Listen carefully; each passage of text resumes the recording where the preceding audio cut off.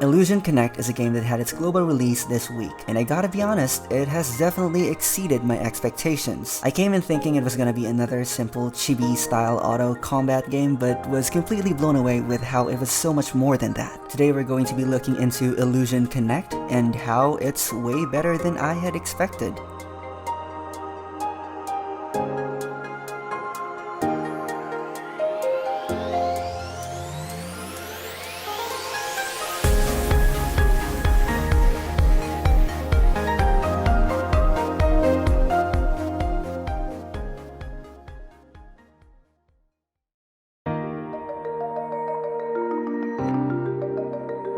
It's probably one of the main things why people, me included, had prejudged the game. The combat visuals where it uses chibi sprites definitely put some people off, but I find that it's a bit unfair to judge the entire game solely in one of its aspects. While exploring the game, I appreciated how sleek the user interface was. It's fluid, fast, and not too flashy. It almost made me feel like I was browsing through a phone. The menus honestly look a bit overwhelming at first, but after a while I eventually got the hang of it and actually really liked the way it is. I feel like my brain resisted the new layout it was seeing, which was what made it seem confusing. I realized that maybe it wasn't because it looked complicated, but rather I was so used to seeing very basic and generic looking menus from other gacha games. But now I'm at a point where I see its simplicity and beauty, and I feel like my standards for gacha menus have changed. The illustrations are absolutely beautiful and well drawn. They don't look like remodels of other characters, and all of them have great amount of detail. The backgrounds look very much alive, and it grabs the right colors at the right amounts. Nothing excessive for the eyes, but also not simple enough to ignore. You can also set your lobby to present you a random combination of characters and backgrounds, which I absolutely like. It feels like I am greeted by an entirely new screen every time I go to the lobby. Overall, the game is very visually appealing for me, but it was something I had to adjust to at first. After getting past that stage though, I cannot unsee how great this game looks.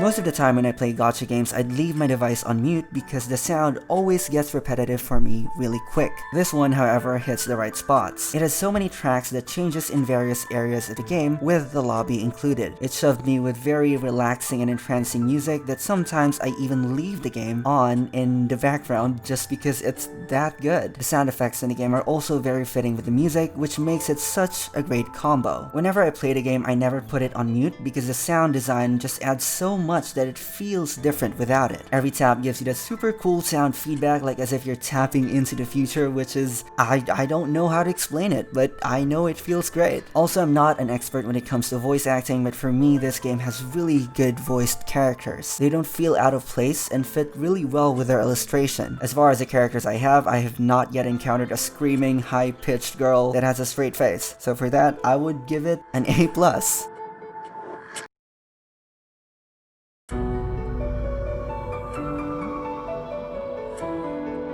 If you've seen gameplay videos of the game, there's a good chance that you probably underestimated it, and I can't blame you. I was one of those people. It definitely looks very simple and to an extent, boring. But as I played it, I realized that the reason why I thought that way was because of the combination of it being grid-based and the simplistic art style. It made it look like there was nothing much to it, and that it didn't look interactive enough. To my surprise, I was very wrong. It's a lot more action-packed when you actually play it compared to just watching a video of it. It feels like a real-time card game where you lay out your cards, attack your opponent, defend yourself, and ultimately deplete your opposing team's health. It definitely gave me some Yu-Gi-Oh flashbacks, which was something I played and collected back as a kid. If you don't know what that is, it's a manga slash anime slash trading card game where the basic concept was to lay out cards consisting of monsters, spells, and traps. If there are no monster cards to protect the front line, both sides get to attack each other's life points. So it's kind of like the combat of Illusion Connect. You protect your leader's health and attack the opposing one by dropping partners, which is by the way what the units are called in the game, and then you strategize the best placements for different situations. Before combat, you get to arrange your deck of partners where you mix and match to get bonus bonuses, and build a deck with your preferred playstyle. During the battle, these partners are acquired at a random order, and you basically have to play with what you can get. This makes battles feel different every time and allow you to actively decide on how you go about it. This is where it gets fun. You gain 1 energy every second, and each partner has varying energy requirements. Every move would always be a choice of either attacking or defending. A choice that's not fully yours because you also don't always get the exact partners you want in the exact moment. Add in the fact that different partners do different things, having different classes, skills, mechanics, and counter bonuses. It makes for a very complex combat that looks deceivingly simple. I could go on and on about the battle system, but it's really better to experience it firsthand and gradually understand what's going on, because the combat is a learning process. You learn as you go, and I think that's one of the things that make this game interesting.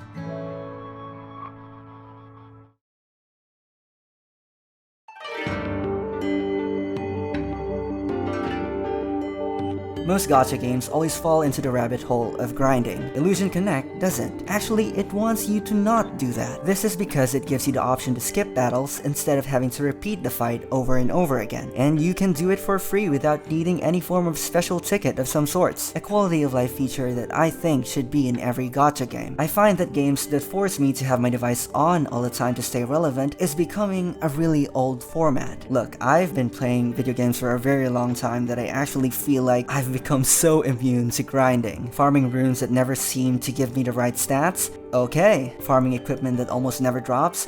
Okay. Slaying the same monsters for hours and hours just to level up? Okay. And I think I've gotten to a point of understanding that a game asking you to do things over and over again isn't really actual consent. The first few times you repeat something, you're fine. You're actually ecstatic with the thought of progress. But the further you go, it's going to be inevitable that you're going to eventually burn out, especially if all that repetition leads to nothing. This is where Illusion Connect picks it up for me. Once you clear a stage, you can just go ahead and skip the entire grinding and get your loot. Sure, you're going to run out of stamina currency fast, but for me, it's so much better than having to leave my device on for hours just for a little amount of progression. And I know some people like that kind of format. I mean, I used to like it, but I just feel like that style is getting old. I appreciate very much that the game does not demand me to log in every 2 hours just to do stuff, because aside from the stamina taking a while to reach the cap, PvP is also not the same as other gachas. In this game, the main way to get arena tickets is through clearing stages. This means there's no timer that refills your tickets, but instead, you get to store up to 50 and leave it there until you want to use it. This takes out the pressure of having to log in multiple times a day just to maximize your arena entries. And my goodness, is it such a breath of fresh air for me. This game is seriously asking you to play it for fun and not forcing you to thinking that it's some sort of responsibility that you need to attend to every few hours. I think that's big. Really big. Then again, we have different preferences. Some people may see this as a quality of life, some may see this as a complete negative, but for me personally, I'm trying to stay away from grindy games because I've been doing that since I was a kid. I think I've had my fair share of grinding experience already.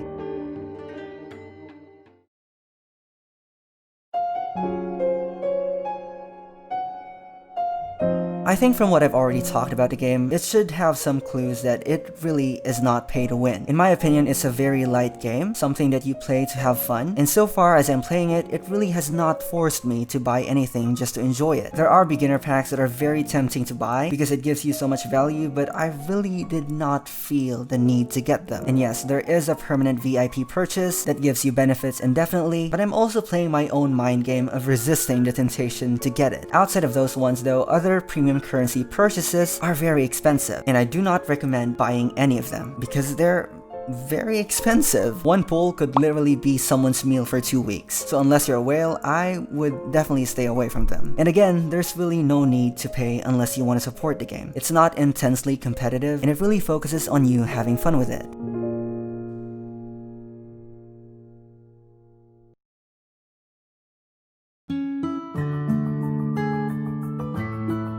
To sum it up, it's a great game. I didn't talk in depth about everything in it, but I feel like I've mentioned important stuff that made me really like the game. It has quality of life features that most gachas don't have, and also has a pretty chill pacing. The game doesn't feel like a responsibility but delves more on the actual fun of playing it. It's presented really well with exceptional visuals and smooth user interface, paired with really good sound design. The combat and chibi style may turn off some people, but for the same reason it may just be why people like me like it. Beginner purchases provide you with very good value, however the regular deals are very expensive. On the plus side, there's really no need to spend unless you want to support the game. So if you've been on the fence of trying out Illusion Connect, I definitely recommend that you just try it out and see for yourself. Because again, gameplay videos don't feel the same as actually playing it. People would say it's a great quote-unquote side game, but I don't really like using that term because I think what people really mean when they say side game is that it's a stress-free game. And that's exactly what Illusion Connect is. But hey, that's an entirely new topic for another video. So yeah, if you're interested in the game, links will be on the description, and I definitely hope that I gave you a good overview about the game, and if I did, help me out by giving me a like, and maybe consider subscribing if you want to see more. And I guess I will see you